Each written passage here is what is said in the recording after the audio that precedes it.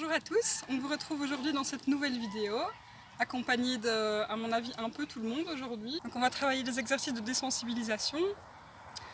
J'essaye de faire ça assez régulièrement parce que je trouve que c'est quand même assez important d'avoir des chevaux bien désensibilisés. Déjà, ça teste leur confiance en nous. Avant de partir en extérieur, c'est bien de voir un peu à la maison ce qui coince, ce qui ne va pas, s'il y en a un qui a peur d'une bâche, des tonneaux, enfin, n'importe quoi. Tout. Il faut avoir un peu d'imagination dans ce genre d'exercice. Donc c'est bien, ça teste leur confiance en nous, mais ça teste aussi leur confiance un petit peu en eux-mêmes, ça les rend un peu plus confiants quand on va en extérieur, donc pour tout ça c'est super chouette. On va commencer avec Néron, qui normalement passe tout sans problème, donc on le prendra après comme professeur s'il faut pour les autres.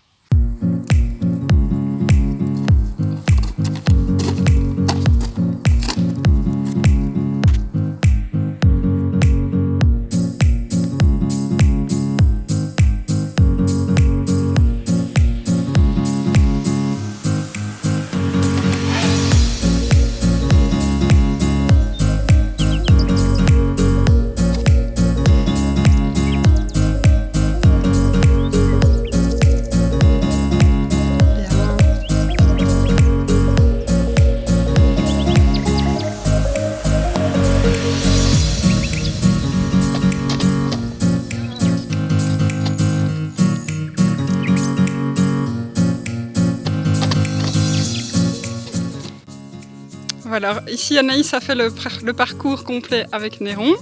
Donc on a les petits tonneaux qu'on a installés ici. Ils ne les sautent pas tous, parfois c'est simplement passé entre, ça dépend un peu des chevaux. Mais on a recyclé un vieux matelas. Si vous avez des vieux matelas qui traînent chez vous, c'est pas mal. Parce que on ne croise pas souvent évidemment des matelas en promenade, ça c'est sûr. Mais vous pouvez avoir des sols parfois différents que votre cheval ne va pas trop aimer, donc c'est bien. On a les petites ailes. Ici c'est des ailes de spectacle, mais bon, vous pouvez mettre des draps ou n'importe quoi qui peuvent effrayer le cheval en balade. Et la bâche, la traditionnelle bâche, voilà. On va essayer avec les 5, voir un peu le niveau de tout le monde. Et garder Néron tout près de nous au cas où on a besoin de lui.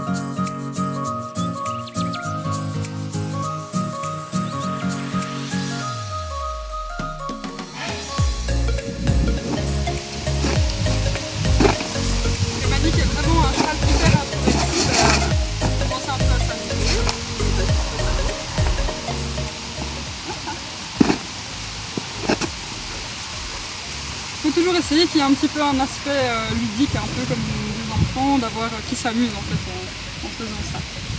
Hop. Là on va aller vers quelque chose de plus difficile pour lui.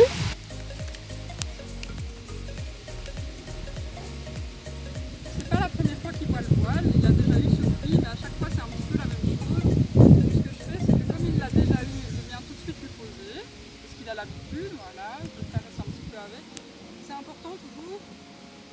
Dès que le cheval a fait une bonne action, de retirer l'objet qui fait peur en fait. Donc là il m'a choué, il a compris que c'était pas grave. Et si je reviens, que je le pose et qu'il ne bouge pas, je repars.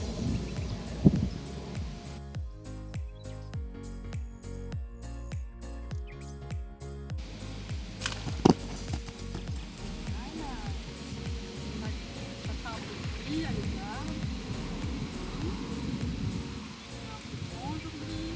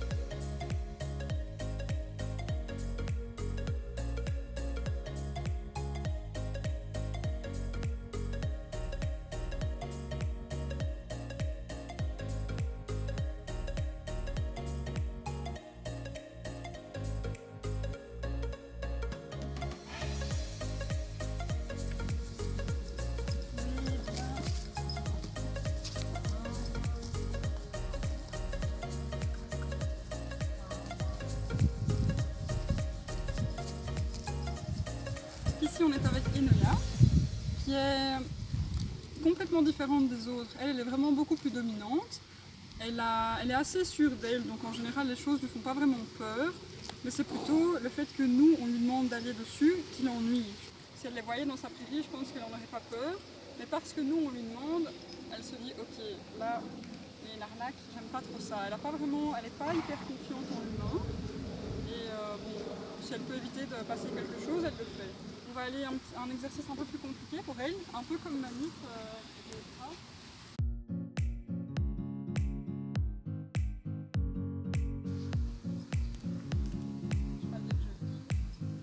Ça peut arriver en concours qu'il y ait des choses qui s'envolent. Moi, ça m'est déjà arrivé en dressage que la liste de dressage s'envole. Mais voilà, il faut continuer. C'est bien qu'il soit préparé à ce genre de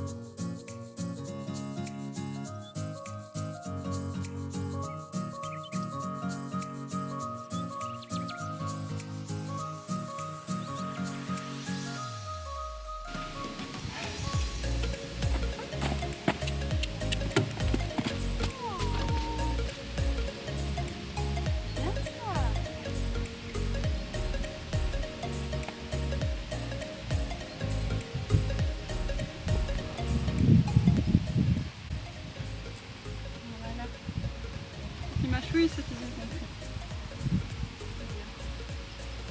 Donc malheureusement, on ne pourra pas le faire avec Macao pour le moment. C'était surtout lui que j'avais envie de vous montrer sur ces exercices, mais il a un jarret fort gonflé depuis quelques jours et il boite légèrement, donc voilà, on surveille ça. C'est pas la première fois que ça lui arrive, avec son mauvais côté, tout à gauche, rien ne va chez lui. Donc voilà, malheureusement pour le moment il ne peut pas travailler, on le soigne. On garde ça en vue, donc on essaiera de pouvoir le faire avec lui la prochaine fois. Mais en attendant, j'espère que j'aurai pu vous montrer des petits exercices que vous ne connaissiez pas. Et si vous en avez d'autres qu'on peut tester, n'hésitez pas à me le dire. Je pense qu'il faut surtout faire preuve de créativité. Et tant que ça reste évidemment dans la sécurité pour le cheval, il ne faut pas non plus... c'est pas ce qu'on pourrait faire de dangereux, mais là comme ça, mais voilà, il ne faut pas non plus...